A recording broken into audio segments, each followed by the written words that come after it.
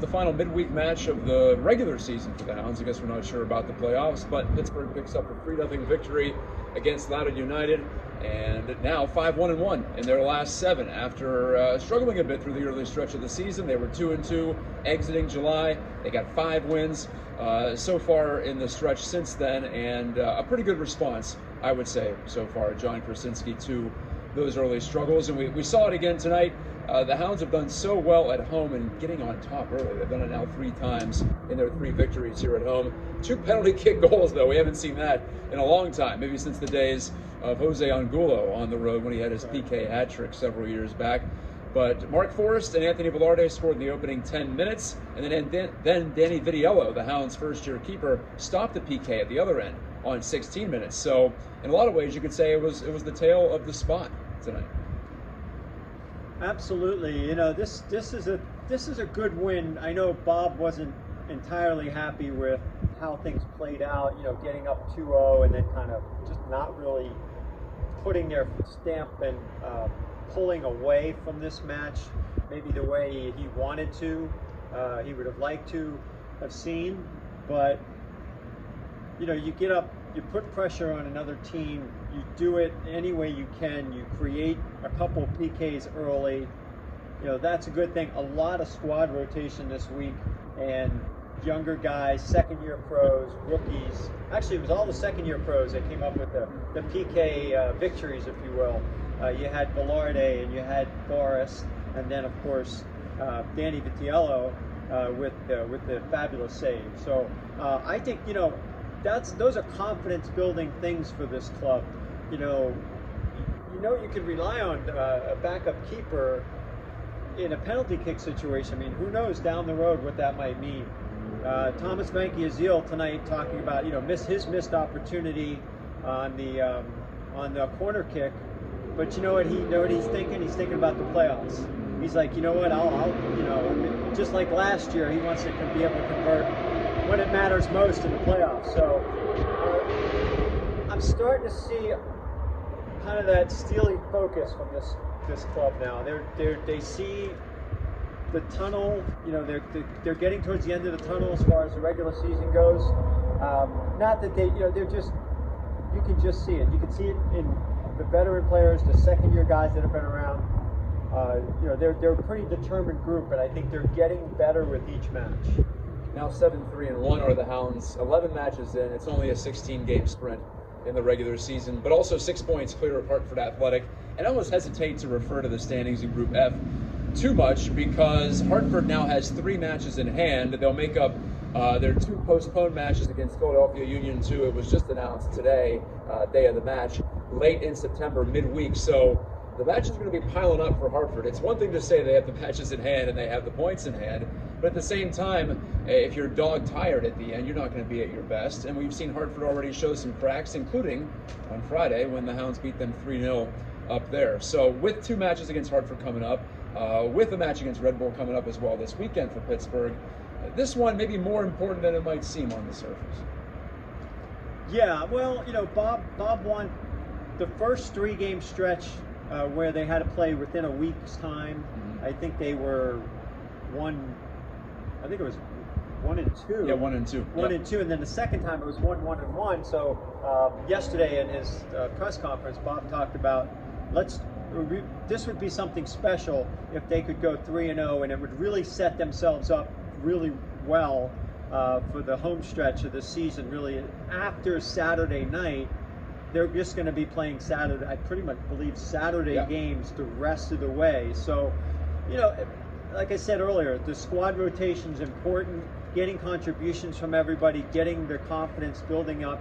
You know, there were some concerns about, you know, getting up 2-0 and then kind of. I wouldn't say they sat back. I thought they did a pretty good job of possessing the ball for the most part, but not really. You know, they were a little careless defending for moments. There were 9 fouls conceded in the first half alone, which, you know, again, I think they were trying to slow down Loudoun's, speed and transition as they get forward.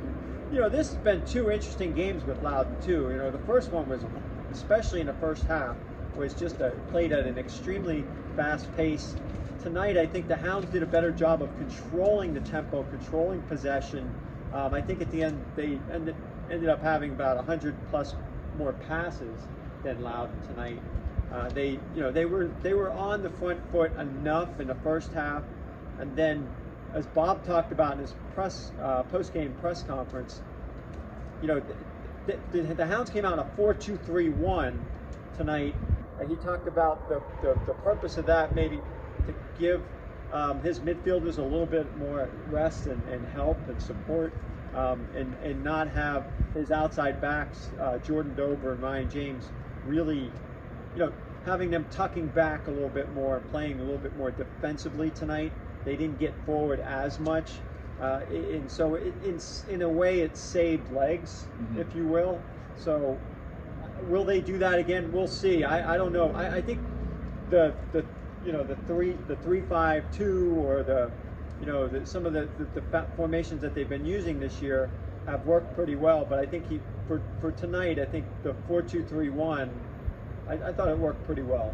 Yeah, it was different not to see the three center backs back there for the Hounds, with Dover and James, of course, on the wings, especially against a team in Loudoun that played pretty direct, as Bob alluded to in his post-game presser as well. The last time they played, really Loudoun was unlucky to not get a goal. The first meeting, they were unlucky maybe tonight as well. They had another shot in the second half by Ted Pietro, hit his own man in front of the net.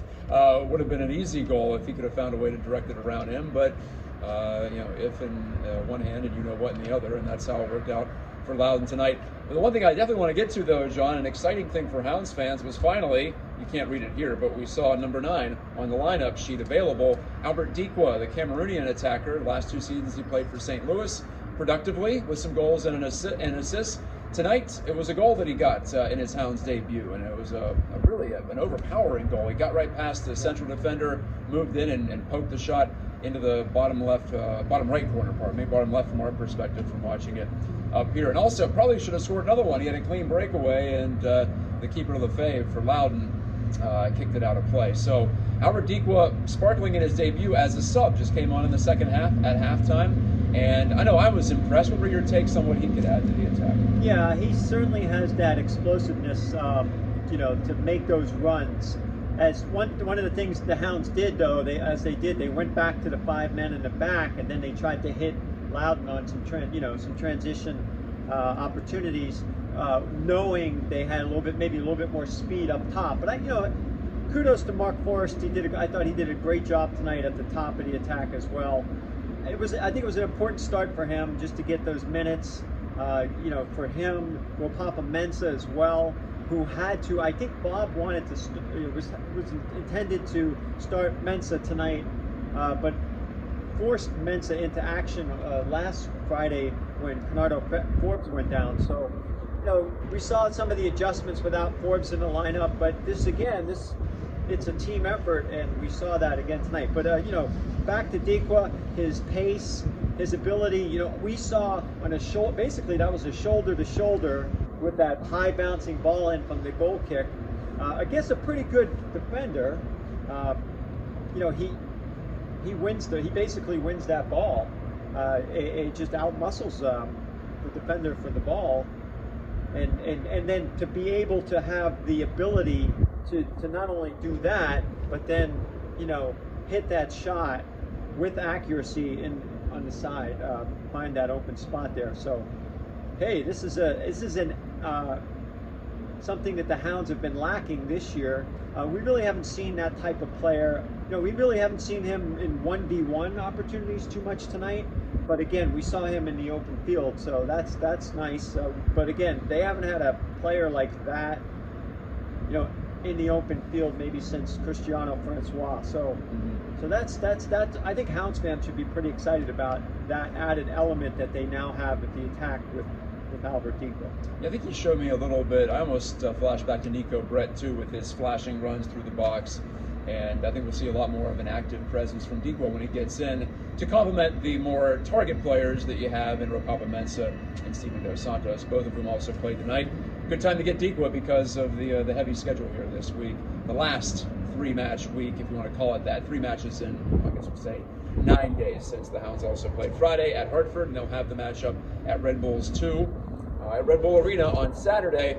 John, if they get that one and they go 3-0 in this stretch, boy, are they ever in the driver's seat in Group F. Then they'll be, well, it could be 6 points clear, it could be 9 points clear, it could be 7 or 8. I guess it depends on results. But they're going to be in a great spot once they return home here in a week and a half to play Hartford again. Yes, they obviously set themselves up to be in really good shape. But Bob Lilly's mentality right now is Hartford now has 3 games at hand. Yeah. So, we're saying that here. We all know the Hounds are in comfortable shape. But let me tell you, Bob Lilly is telling his players, they've got 3 games at hand on us, so we have to keep winning. So that's going to be the mentality as they go to the New York Red Bulls on Saturday, which is, regardless of how the Red Bulls are playing this year, it's going to be a tough matchup for a number of reasons. The heavy legs being one. New York, the way they play, that frantic style, they hit the Hounds hard with a goal or 2 early. All bets are on as far as I'm concerned. Well, it's starting to rain here. The skies are opening after the match for once. That's also very good.